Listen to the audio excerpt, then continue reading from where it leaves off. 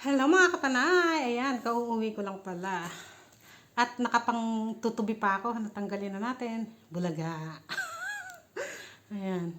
Kauwi ko lang. Bumili ko ng itlog. Kasi may nagsabi sa akin, nagtanong sa akin, ate magkano na ba ang itlog dyan ngayon sa Pakistan? Sabi ni jowa ko, 1,200 na daw, sabi sa akin. Sabi ko, hindi, mura lang itlog dito. Kaya ayan, bumili ako. Ayan. Isang tray na itlog ang binili ko. 24 pieces ang isang tray, di ba? Ang presyo niya ay 680 rupees. Mga 130 pesos. Ay, oo. 130 pesos ang isang tray niya. Malaking size na to. Buksan nga natin. 130 pesos ang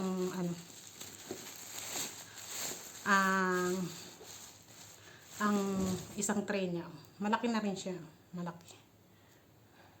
Oh, di ba ang laki ng mukha ko? Tapos itlog.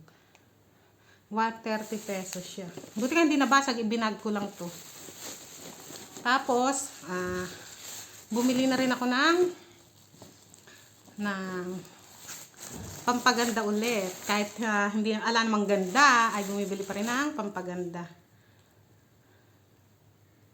Itong serum, bumili ko ng serum, di ba? Cream at day lang ang ginagamit ko, yung night and day lang, yung panggabit pang araw lang na Dr. Rachel. Ngayon bumili ulit ako ng serum. Ayan. Serum. Bumili ko ng serum. Maganda din serum nito yun.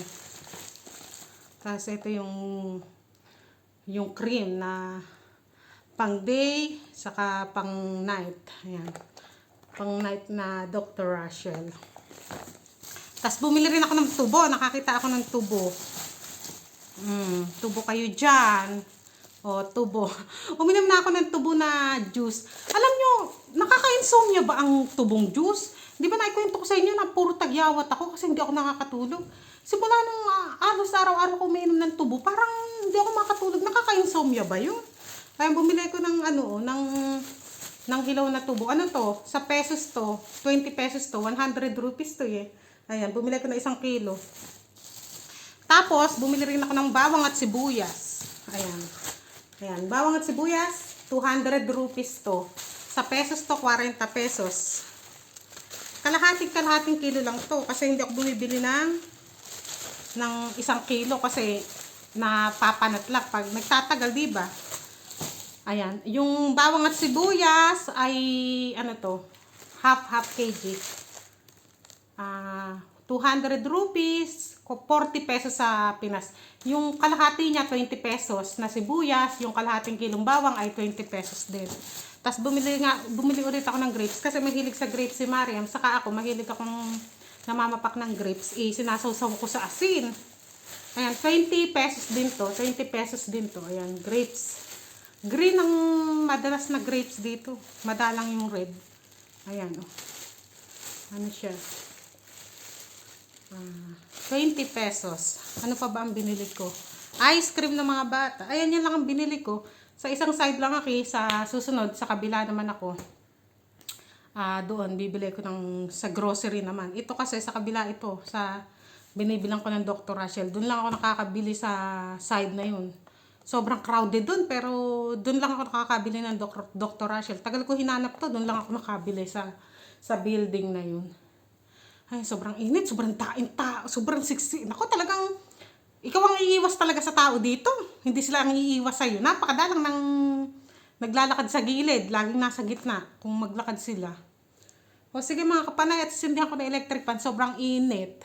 Nakapatay electric fan, ano niya, pag nagbibideo tayo, pinapatay ko at maingay, di ba? O sige mga kapanay, ayan, ang egg ay 680 rupees, ang bawang sibuyas ay 200, ang grapes ay 100. Ayan.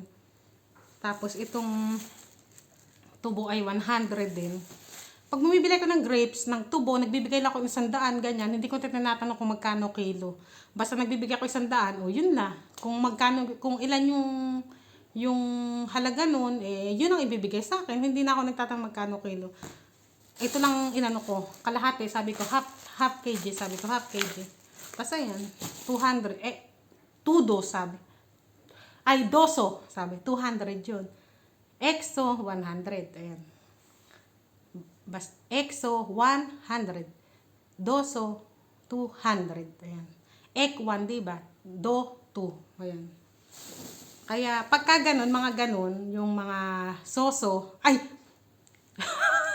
baka bawal, mga doso, ganyan, mga exo, yung basta yung may mga so, ayun, 100 yun, alam ko, pero pagka kunwari 120, hindi ko alam yun, hindi ko alam, hindi ko maintindihan sinasabi, sasabihin ko, English, sabi ko, pag hindi alam, sabi ko, ganyan, isulat, o isusulat naman, kaya, makikita niya nung bumili ko ng egg, sabi niya 680, hindi ko maintindihan, sabi ko, isulat niya. Isinulat niya 680. Akala ko nga 600 lang sulat niya, 600, sabi ko, no, 680, sabi niya. Oh, de 680.